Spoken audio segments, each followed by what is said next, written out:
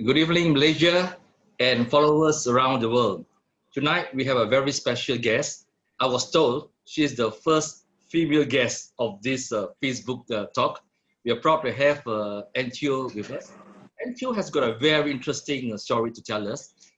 She started as a flight stewardess, and because of her entrepreneurial skills, she decided to even set up a company even when she was a flight stewardess, and went on to become a full-fledged business woman now.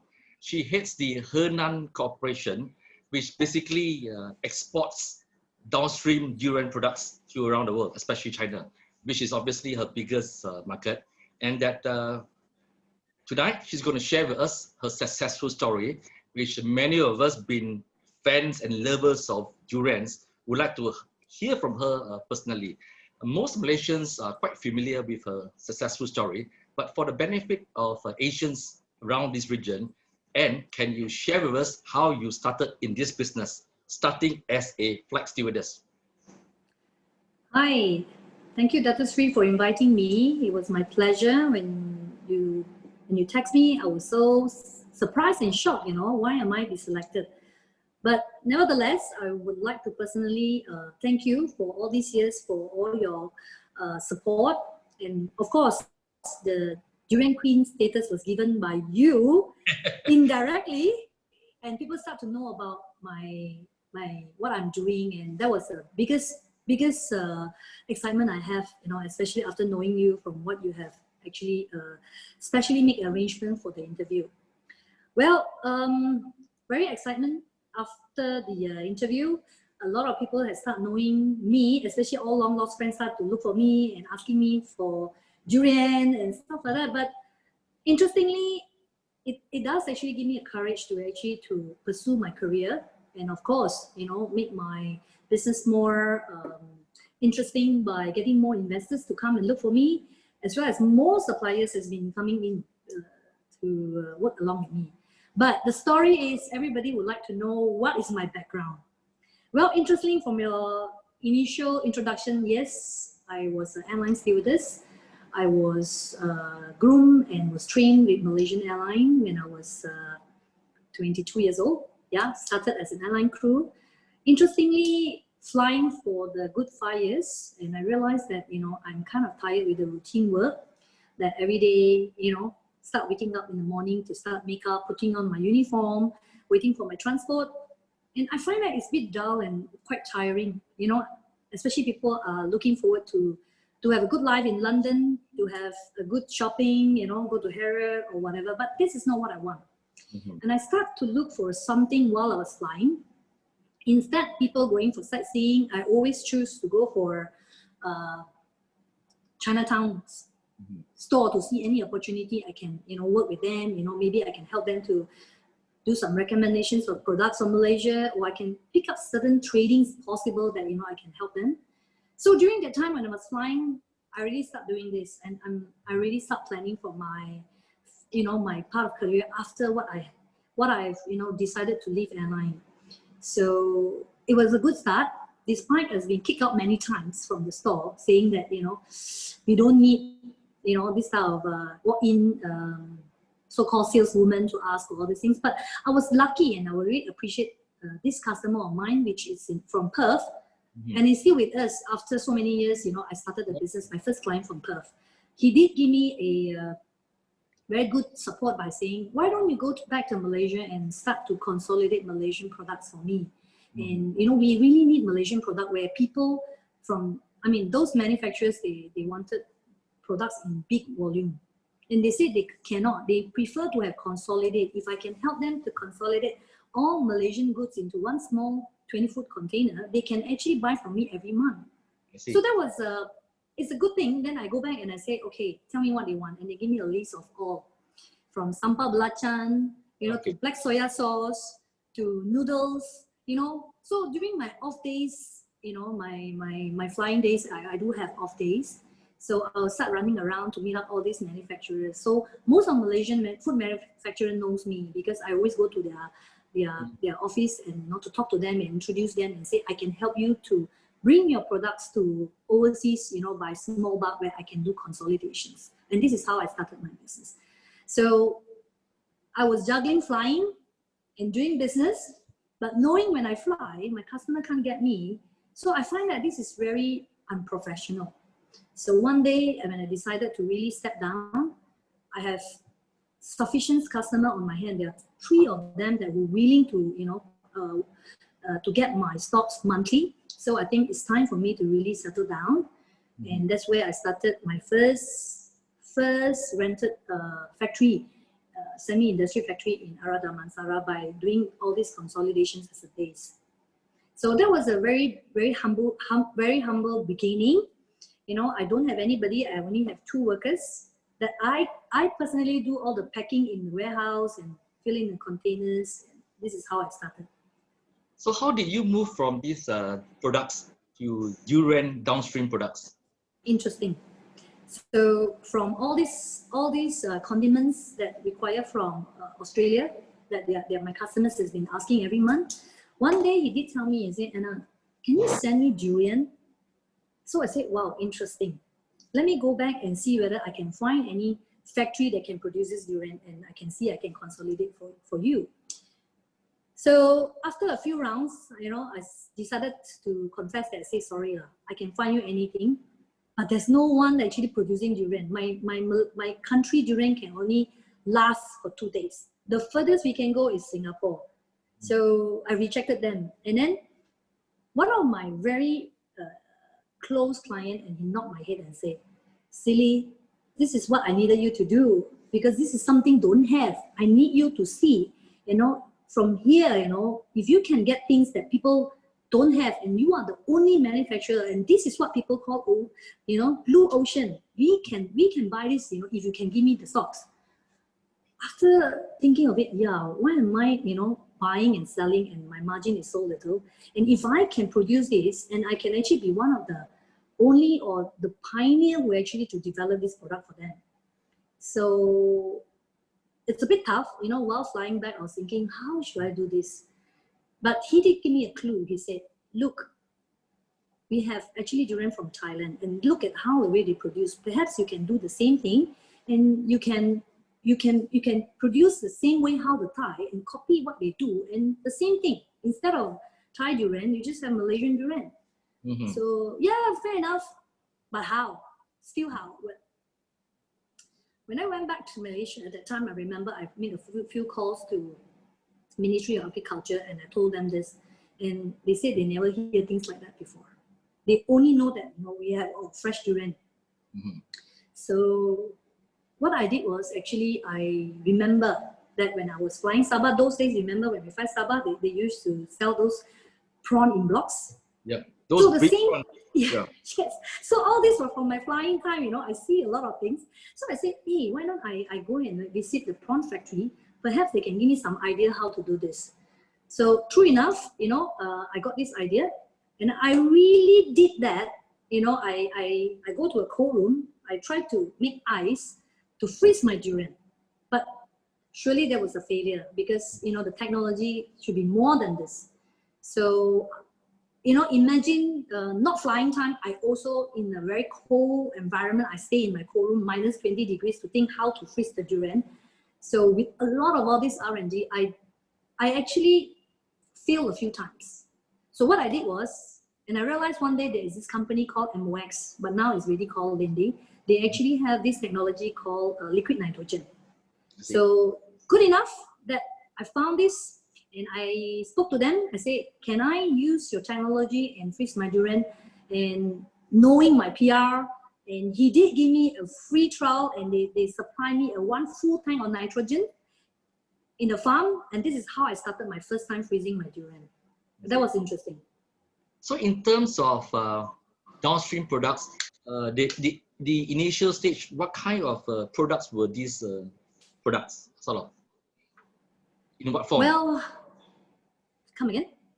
The initial downstream products. Now you have you have cakes, you have mochi, you have all kinds of ice cream. What were the initial downstream products that you were doing? Okay, how I started my downstream. To be very honest, when we start exporting our durian, there are also durians that not fit for export, such as the shape, the size, you know. So when we have our fruits coming in bulk, we can only select 60% for export. So the remaining 40%, we need to think how are we going to, to utilize it. So what we do is either we pulp it in a box, or we take it, we de-seed it, you know, and sell it in paste. But selling paste is actually you're selling raw material. There's no value add. So that's how we convert our paste into mooncake. As now, you know, we have a series of products from mooncake to ice creams, pizzas, mochis, dumpling. You know, we have a lot of innovations from all these durian paste product, which is actually we have a very good demand, and the Chinese side especially, they love product made of durian. You started your early business ventures in Australia. Now, which are your markets? Well, it's a good question. When easily I would say, you know, India, I have not penetrated. It's not easy because I don't know how to sell durian in India. Of course, Africa, I do not know how, because I seen a few documentary. I mean, not easy. So, but nevertheless, we will still focus our business in China, because as all knows, you know, the demand from China is good enough where we do not need to diversify too far. But parts of Europe we are supplied, you know, not only just fruits, but our downstream products. We can, if you are in Dubai, our products also for the Middle East market, but of course, mainly focused for the Asians. And yeah, so we are gradually expanding our market. So our products are already in Japan, Korea, Indonesia, yes, and most part of the Asian countries we have actually conquered, and even Vietnam. People are talking about Vietnam is actually exporting durian. Actually, they're buying a lot of durian from me. Okay. So what do they do when they buy our durians? Do they repackage it, or they turn it into products, or what do they do? The Vietnamese? No, mainly except for China, they're buying raw material. The rest of it, they're buying the finished good from us, because we prefer to sell our finished products with our branding, because we believe the value add, the chain is better as we sell the products with our brand name, and all the recipes are all from Malaysia. And definitely, you know, we like to sell our products that made from Malaysia, rather than they take my raw material and they produce in products of some other countries which is not relevant to us. Yeah. Just let me read the numbers that I have. It says here that in the first half of 2020, Chinese imports of Malaysian durians were valued at US 40 million. I'm given to understand that despite these big numbers that we have always been given, I'm told that the percentage is actually only 1 to 2% of the Chinese market. Is that correct? Yes, actually, if you really, you know what you read from the numbers, you know, with the 1.3 billion populations as we are talking about from China, our markets that we conquer, it's so small compared to the Thai, you know, where they have already more than 20 odd years of exporting to China. Their history and their positioning in China is much stronger than us. As for us, because of scarcities of supply, and also, you know, our late coming into the market. So, and Malaysia is not an agriculture based country that you can supply with the volume, but gradually we are doing. So with that 1% we are talking, I think year by year we are increasing our export numbers. If you really have a more latest numbers, in fact, we are continuing expanding. Even our sales has been like double jump, and what we forecast next year, we will have 5 times the jump that we are going to do. So it's actually gradually growing.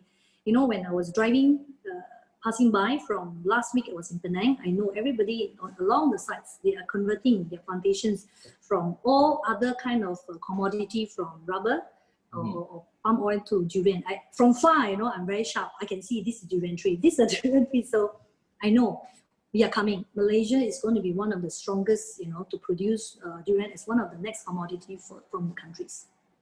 Yeah. So China is so big. In terms of your products, which cities do you penetrate in China? Okay, China. Okay, as we know, when we penetrate into China, the main market, the 3 main tier city, which is Beijing, Shanghai, as well as Guangzhou, which is the southern side.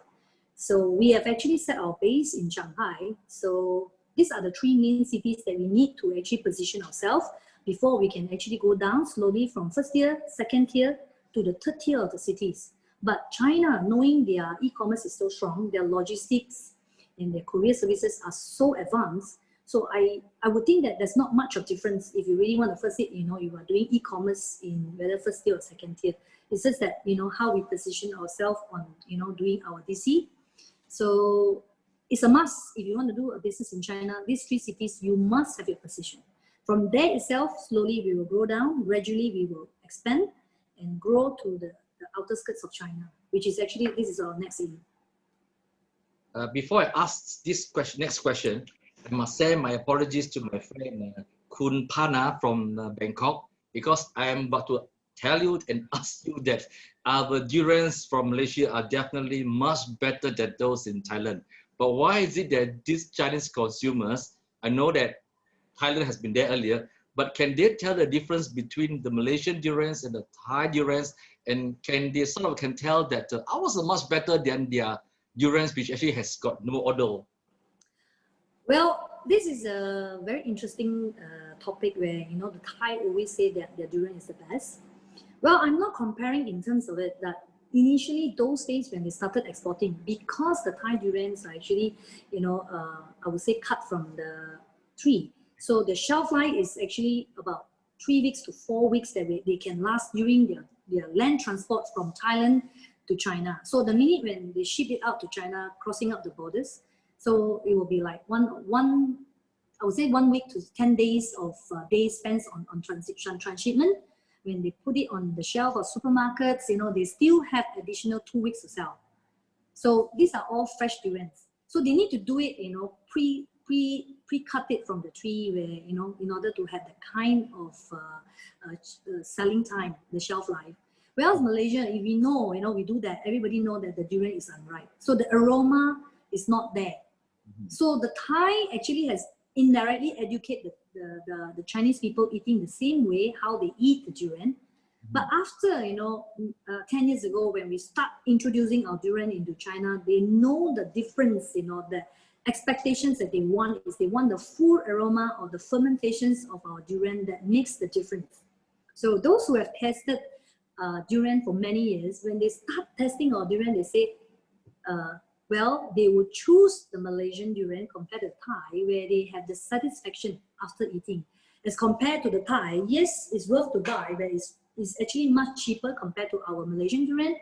But nevertheless, they will keep eating and they won't get the satisfaction. They will get very full after eating, but they don't have that total, complete aroma from the durian. So they rather spend more, eat less, but they have the satisfaction. That's how we always compare. And I always say that, they are different clones. And we want to be claiming that Malaysian is the best, but it's just that people who know how to appreciate durian, they prefer to eat Malaysian Musang King, as the satisfactions is always served to their correct consumer, and they do not need to actually to fill up their stomachs, with the high calories, but they don't get a satisfaction.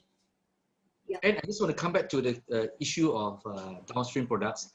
I noticed that there are many Malaysians who are now producing similar products as what you have, and given the pressure that you have been the number one exporter of these durian products, but there are a lot of competitors who have entered the market.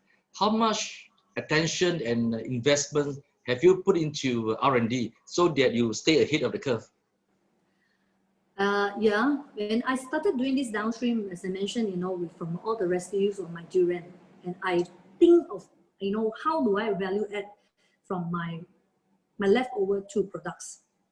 When I started with mochi many years ago, my investment was very small, where I have a small factories. Despite, I have a HACCP, which is the HACCP and halal. I produce it, with a very good export numbers of where required by China.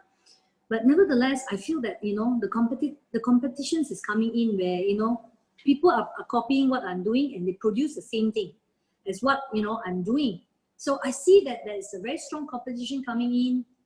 How am I going to be, stay in front, and how am I going to compete with the rest of them who are eventually start slashing price, just to take over my current business. So yeah, I have thought of a lot of ways. Number one, perhaps I need to expand rather than, you know, shrink myself, but I had to expand my business and go to a bigger factory to expand my production line so that I will have more economic scales of productions. My cost of production will be cheaper, and also my purchase of raw material will be much cheaper if I buy in bulk, right? So this is what I work forward on expanding my production scale up my production to automations.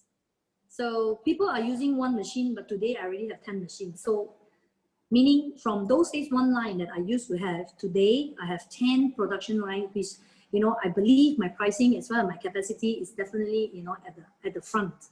So automations play a part while reducing my costs, likewise also increase my capacity. So this is what I'm raising myself to go ahead, you know, to be more advanced than the rest. And also in terms of buying my raw material and all these things, I'm very careful, as well as, you know, I can actually talk to supplier and I can actually do my bulk buying in, you know, I can eventually place a bigger order with my supplier, nor I can eventually budget, or I call it, I can support the whole entire farm, you know, because I know how much volume I can absorb. So we are working towards this. Those days when we were small, we would hesitate whether shall I produce this much, or do I have that capacity to buy the raw material in advance, whether my OPEX is sufficient, or whether do I have such a big cold room to store. You know, bear in mind that our raw material are all in frozen form. So all this comes in those days, you know, I do not have the capacity to move forward. As of today, I have actually a huge cold room, you know, in my current factory. Not only one, I have one in Bentong, I have one more in Tangkak, and we are building more. So with these expansions wise, I mean, we have the capacity to build, and definitely our cost of productions will be cheaper. And the most important thing for manufacturing for downstream products, I always see the value is actually in the R&D side. Yeah. And innovation is very important. You know, the products you need to eventually, when you want to do manufacturing, you need to have, you know, new launching. I just had a word with all these, you know, young, you know, F&Bs, people, you know, I'm talking to them. They always tell me, you know, their plan is actually every 3 months they need to come up with the new products. Yeah. So in order for you to be in the front, and people will have, you know, will be excited, you know, what are the next thing that will be coming out from your manufacturing plant. All this expansion program, I presume, has been made possible because of the injection of funds by the private equity, right? Which has taken the majority share in your company. So how does that work? They have bought the majority share, but you run the company. Is that the arrangement? Yeah. When this comes to me, when this PE company come to me at one time, I think last year, I have hesitated, you know, with all these years where I worked, and they came in and they said that they want to acquire us with a higher percentage, you know, or higher share. They want to be the majority in my company. Initially, I was a bit hesitant and said, how am I going to do this? You know, I'm going to give it to them, and suddenly I become an employee, you know, and I have to have a boss to report to. It's not easy. But after a long thinking, and I decided, you know, why? Well, it's nothing bad where, you know, with the expansions of what I'm doing, you know, I will have a very high liabilities that I will be facing. And also I would have a difficulty to further expand. You know, I may actually have some sufficient money to build the facility, may not have sufficient money or OPEX to actually buy raw material. Yeah.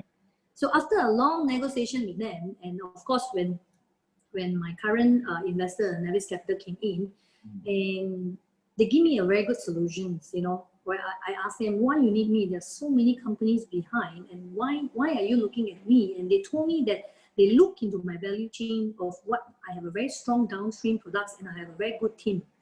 So this convinced me that, you know, that they told me that they want to add value to me and my team and my company to expand further my production line or my business to another level which I would never thought of. So all these years, you know, sometimes I would say that it's not that you have money, you can have raw material. The durians are not easy to come by, and it's so expensive. And you know, the price of durian is getting more and more expensive, and it's true relationship how they want to sell to you. So with the expansion and all these things, I would think that, you know, perhaps what I'm lack of is actually the whole entire value chain is the upstream.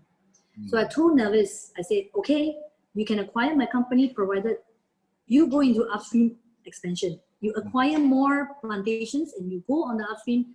We can work together and we can synchronize what we want to do and we can reach what we want in a very short term. I will promise that, you know, whatever you plan or whatever, whoever you work with or which partner that you're acquiring, all their stocks, you know, if they can turn into our production, manufacturing, our plant, we can supply. We will work together. We will definitely reach what we want to do. So your durian farm in Rob, did it started before the acquisition by Nevis or after? Well, I have a very small plantation. It's those days when the durian, when the farmers, you know, they had problems with their financial, they say that, oh, they want to sell the land. So I bought those lands, those days not really expensive, you know, through helping them. And I will call it a hobby farm. You know, it's less than 100 acres. You know, those are not enough for my export, not even 5% of my actual export supplies. So those are not to be considered as what our extension plan. So as promised, you know, after 1 year or what we work together with Nevis, we are working together to achieve what the PE Capital Nevis looking at 10,000 acres of plantation, which they are actually at that line to achieve what we wanted to do. And maybe, you know, we will definitely by end of this year we will come up something very exciting with the total amount of plantations that we have acquired. When you started this little business, you know, sending, exporting, repackaging goods from Malaysia, and then eventually you settled into this durian products, did you in your wildest dream have imagined that Malaysian durian would be so expensive as it is now? Yeah, this is not to my, if I know that, you know, I will actually not do to sell my durian, I will be a farmer instead. Because you know why? Now we are at the mercy of the farmer, how much is the price of the durian. So yeah, never. You see, 10 years ago when I started doing durian, 15 years ago, the price of durian when I acquired from X Farm, the X Farm gate is only about 5 ringgit a kilo. That's about 15 years ago, yeah. So today, I was told today, X Farm gate is at 58 ringgit. 58. This is for Musang King or other types of durian? Mainly we are talking about Musang King. So it actually helps the rest of the farm. Other clones of durian, you know, the pricing is actually going concurrently. Those days, I remember 2004, I read Star newspaper, front line. D24, 50 cents. Kampung durian, glut, nobody want to pick up. You know, and when I asked the makcik, why you don't pick up? She said, I have to pay to upah, but at the end, the durian worth nothing. So today, Kampung durian is worth 9 ringgit X Farm gate. So this eventually, you know, this kind of demand for Musang King, it actually helps the rest of the clone of Malaysian durian has become highly demand, and people wanting to actually to buy Malaysian durian, you know, to whether take it as a raw material or what. Demand is actually in all angles, whether for home consumption, for confectionery, or whatever they want to do it. But nevertheless, what I'm saying is, if I'm known, I should have bought the plantation, or I should be staying in a farm to start planting. And today, after 5-6 years, I don't have to sell durian, but I'm planting it. I can sell the whole entire plantation. I can retire immediately today. You know that durians, the attention is of course in the Pahang, especially in Raub and Bentong.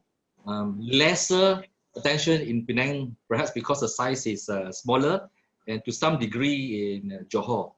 You say that you have focused on Raub and in Tangkat as part of your factories.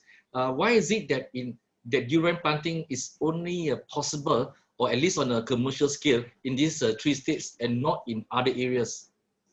Well, I think many years ago, Penang, you know, knowing as a tourist support states, whatever planted in Balik Pulau, they have their own way to digest the fruits. They do not need to actually to sell to us, nor to ship down to Singapore. Whereas Johor side, they have their own exit to Singapore easily every day, 2 or 3 times a day through, you know, the land transport to Singapore. Pahang is the only state that, you know, which has the rainforest and the cultivar I mean, the way how they plant the durian in Pahang is very different from the rest of the states. Also because of the climate, the soil, the entire, environment actually give a very good environment for the Musang King to grow. So that is the time when I say, why we go to Pahang, because it's actually, those days when I was before coming to Durian, I do not know where is Sungai Ran, Krau, Trust, Raup. But because of the durian, one day we drove in, we were shocked with the amount of durian produced from Raup.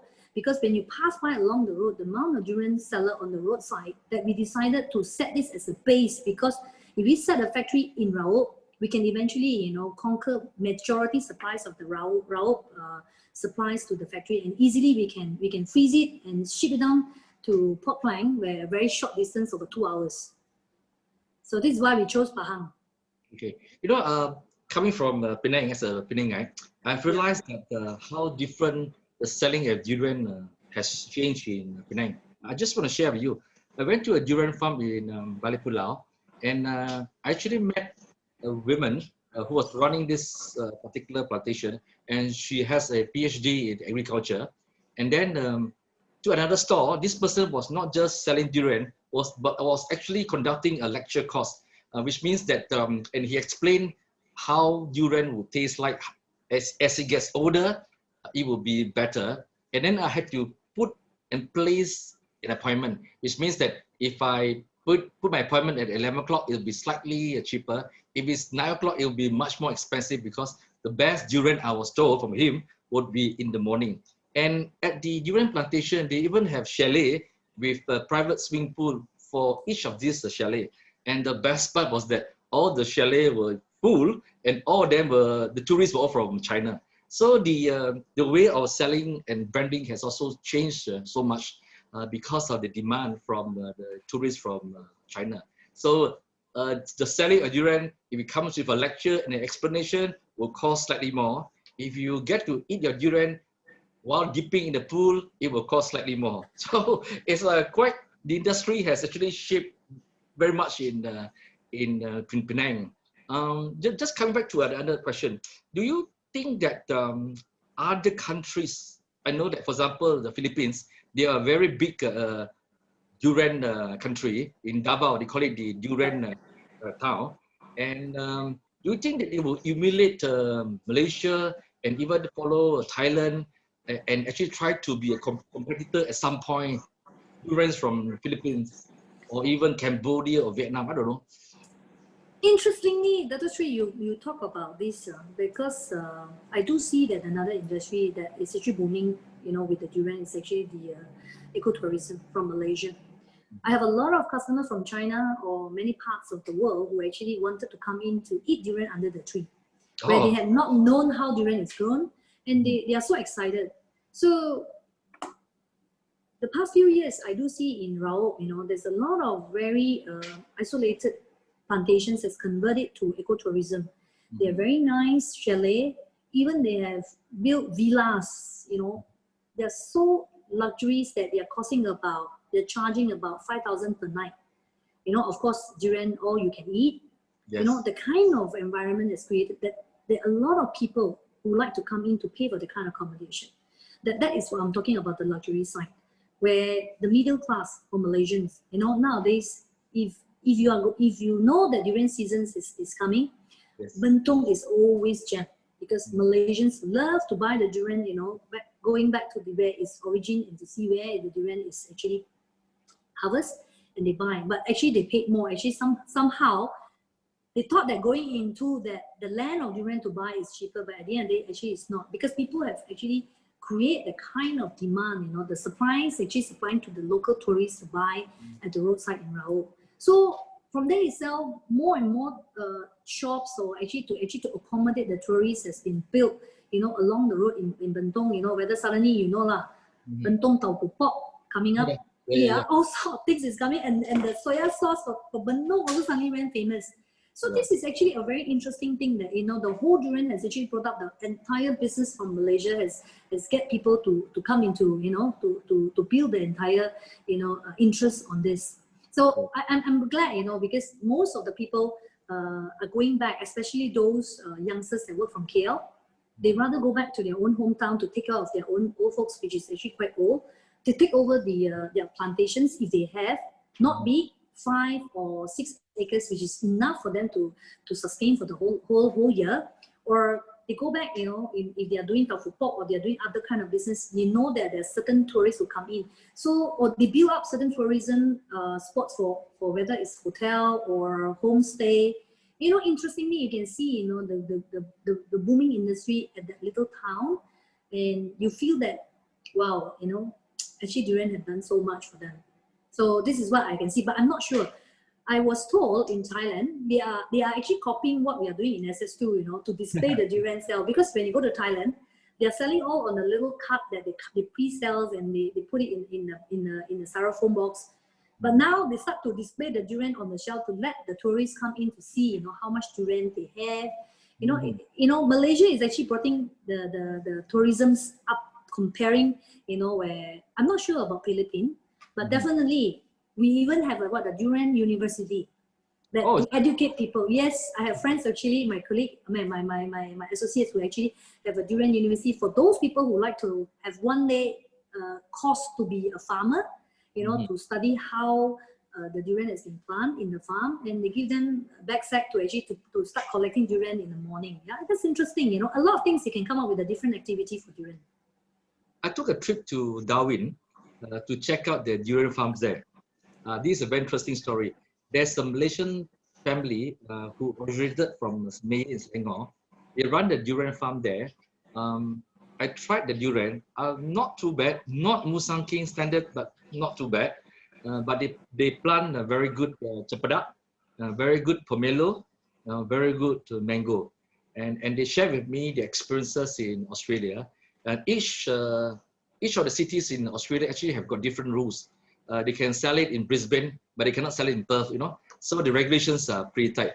But it is interesting because they have huge land and they're trying to do it on a big way. So we may have durians coming in from down under at some point in our lives.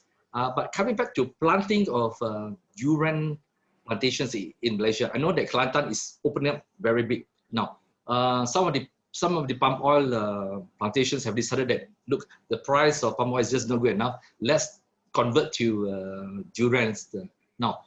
What is the period for the durians to grow, and what type of terrain will be good for good durians? Well, you're right. You see, Dr. Sri, I remember you shared with me, I read your article, you went to Darwin and the Setiawan boy, right? Semeye. That's okay. He had done that, but nevertheless, I know it's not easy to plant durian in Australia because the cost of planting is high, because it's not easy. But that one is not, I won't take it as a competition, but it's actually a very interesting article to read. Back to Malaysia, you're talking about it. You are right. Besides Pahang, other states' government actually eventually open up their doors to us, especially, you know, people who want to do durian plantations, to acquire land, lease land from the state government to encourage us to plant. So I actually have visited a plant in Gua Musang, and to my surprise, it's a huge plantation is coming up from that side of it.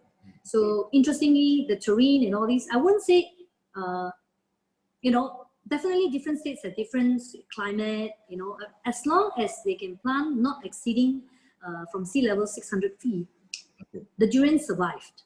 Yeah, I've just visited plantations last 2 weeks in Gua Musang. The whole entire plot is durian, you know. I feel so proud, and I feel like I did the right thing. I chose the right commodity, and the durian is coming, you know. That whole Malaysia will have. How old are trees? How old are these trees? Sorry? How old are these trees in Gua Musang? They're coming. They are 5 years, 6 years. Okay. So to reach the perfect fruiting time, usually the farmers will allow it to fruit at the age of 5 to 6. But they won't have a lot of fruits, but they will be ready to fruits. We will say that one tree we will have at least 5 to 6 fruits per tree for a start. But those trees that are above 20 years, where they are as high as 20 feet, they can eventually come up to 200 fruits per tree. But you know, gradually, you know, the durian, the longer, the older they are, the taller they are, eventually they have stronger branches, they can hold more durians. This is what, you know, the money and the income coming from.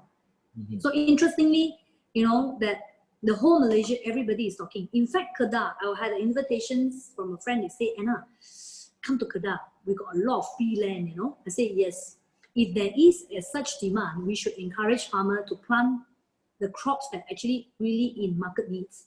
You know, I mean, yes, when they want to do their, you know, when the palm oil, they want to replant program, most of them will eventually choose for durian, because after a long studies, they know durian, it actually gives the highest return. After all, you know, with the same cost of the land, same cost of manpower, you know, of course, durian maybe you need a little bit more, but it's worth planting it, because at the end of the day, the older the tree, give you more fruits. Not the other trees that, you know, after a certain time, you need to replant. So when you do replanting time, there will be a time that, you know, you will have no income, which is actually not good for business. See, so now everybody is talking as street durian. Even people with small plot land at the side of the house, they say, I want to plant durian. Yeah. Interestingly, because people are looking at the return is actually very good. Yeah. You know, growing up eating durians, I recall during my childhood days, durians were never perfect. They have these holes on the durians, they have worms or eaten by some squirrels. But now the durian seems to be really perfect. Okay, it's creamy, it's really golden yellow. So some people say that, are these natural products well researched scientifically, or there's been a lot of manipulation? And have there been too much fertilizer pumped into these trees? You're an expert. Share with us your thoughts and the concerns of many consumers like me. Well, I would say it's hard to find durian on an organic plantation, because, you know, knowing that, you know, there will be a lot of wastage, you know, a lot of, you know, nobody want to eat durian when they find a worm. They find it actually it's disgusting. But I don't mind, you know why? Because I find the durian, this is the best. You know, no pesticide. But you want to do commercially, we need to have that, you know. But we are not. We, of course, we have to control our pesticide to a level that, you know, which is you know, under the control by the Department of Agriculture. So at the beginning stage, yes, we do a little bit on the pesticides control. But when the fruits has grown to a certain size where we do not need to actually to put in the pesticide, where, you know, things will grow healthily. So what we do is, yes, we do a lot of investment on fertilizer, because we know what you put in, you will get in a very, very good return. So comparing those days, people are not very conservative in putting in the fertilizer, and they see that, you know, what they get is not much. When we do our calculation on our management on plantations, we know how much fertilizer we put in, we will expect the kind of fruits, the fruitings that we get in return. So yes, comparing those days, our investment of fertilizers has increased, our cost has increased, but of course our returns of fruits, you know, our harvest is actually more promising. So this is true. But in terms of pesticide, don't worry, Dr. Sri, we are controlled. The DOA are very strict. So we are exporting our durian, we will go through a very stringent test. When we go through the port of entry, the quarantine will require us to do a pre-test in terms of our bacteria count, also the pesticides control, and whatever tests that are required by different countries are all done. So we need to comply with this in order for us to be fit to be exported. So don't worry, Malaysian durians are really healthy. I mean, are not dangerous as compared to, you know, what other people are talking about the rest of the country. For Malaysia, yes, we are safe. We know when to put and when to stop. Okay, Anna, before we conclude tonight's program, I'd like to ask you a few light questions about you eat, sleep. I think you also dream durians. Does your family share your enthusiasm and passion for durians? Yeah, actually, for what I've done to today, I really, you know, surrounded with durian, friends are all durians. My family are very I would say my mom are very proud of me with what I've done, and I select durian as one of my career that actually, you know, grew me today. My children don't eat durian. Unfortunately, I would say I still eat durian because I really need to know how's the taste of the durian. But they love the products that I created out from durian. Okay, that's how I built my downstream. I created the durian from pizza. I mean, I made pizza from the durian. I make durian ice creams. I make interesting things out from the ice cream. So they love it, you know. But unfortunately, initially, their mothers are what do I say? When I started the business when my kids are young, they are very mad because the mom are always busy with the durian. And I come back from home, I smell of durian, and they enter the car smells of durian. Everywhere they go, the mom smells of durian, even the hair. And one I remember, this is a very interesting and very sad that I want to share, but I think my daughter had forgiven me. You know, when she was young, she entered my factory. Well, she was doing her homework while before I sent her for class for tuition.